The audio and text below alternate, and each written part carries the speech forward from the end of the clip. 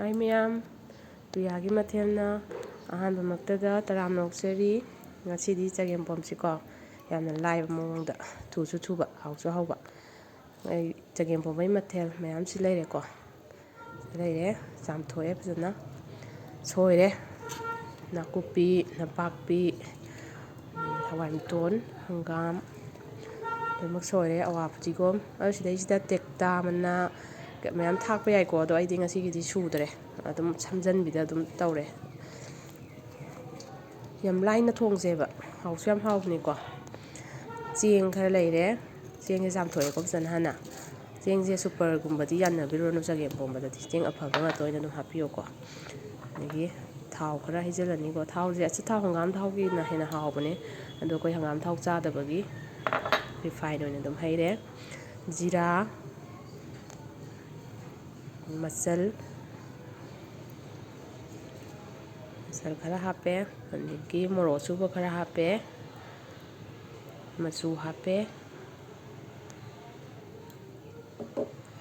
koi sida nai khairani ko khara totpirani kitang wawi wari totlani yam kana mahi tana su tot treju dum yai ko kabu kabu totlani totle na totlingai sida totlasi ko dum phajana totlasi ai si ahan boy bani yam kana namba jo haitre ko aduna mayamna waro piroi nungai nungai ba video dum thaga charake ko aduga somda totle uyan thangale ko thangale thau sar kan da haire ai di refine oina dum sijina jare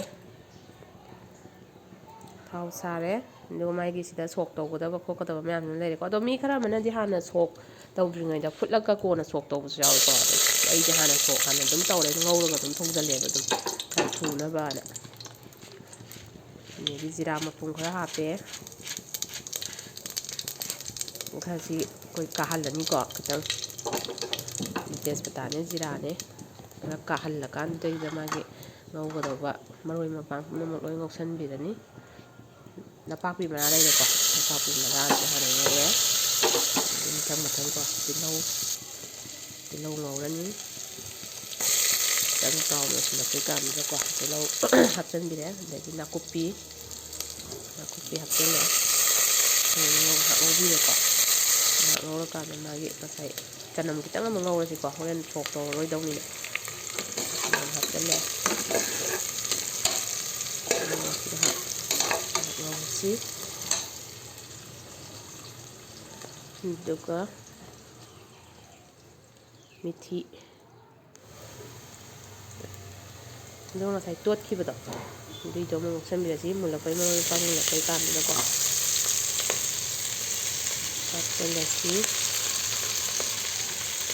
hapsen le mathang hapsen le ni ha ngawre ko masa kitang pathara pai kan do adai ai ising hana sahalaga thame mahi hapirani yagadaba changda dum hapasi ko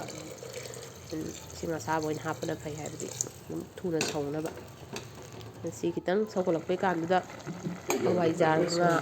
digi moro tekwa di hawai track kalan de sai noi tha phautreba dum loi hapsan bi yare ko sai da nga je da ai nga ataw hapa gan hen haubane ando ataw go in ataw bo sai ngasi leitreba muka nga oina dum hapsan nang 1 2 3 start ha nang ga de sai da isana chagda morok dagi masu gi chang watladi ko loi hapsan bi yare thawla thum hape ai thum hapsale dugane thuna bai damakta amutang khata ko kisam kam thokire seba kam tho e do somna kana makhum hang thonga somda ai khai sok koi tawde da ko adu hawai jar nang ngok thokseba masa ta sinaba kitang ngok thokse na kopi da te kem ta hamni ne ke sumta thoi dokre ko hawai jar se kitang masa ta sala koi kan da somda makhum hang to ka jagi jang makhum hang to ko da dum haijal la jeba dung hak sawan berani mahi awat pa dum hapjan bi horo sawgala e loi hai kan da pakhon hapjan biro ada maro pang dum tekta ko ni phadigom awa phadigom loi ma hapjan be yare sim tang da dum loi ma jira akupa ni chana sai ni ko loi ma hapjan be yare da biti khumjal laga thambirasi loire ko sida ti aw leina ba leire ado ai camera me khara sengdre ko mayamna try ꯇꯧꯕꯤꯌꯣ ꯌꯥꯝ ꯍꯥꯎꯕꯅꯦꯀꯣ thank you subscribe ꯇꯧꯕꯤꯌꯣ ꯅꯨꯡꯁꯤꯕꯤꯗꯨꯅ like ꯇꯧꯕꯤꯌꯣ ꯀꯃꯦꯟ ꯄꯤꯕꯤꯌꯣ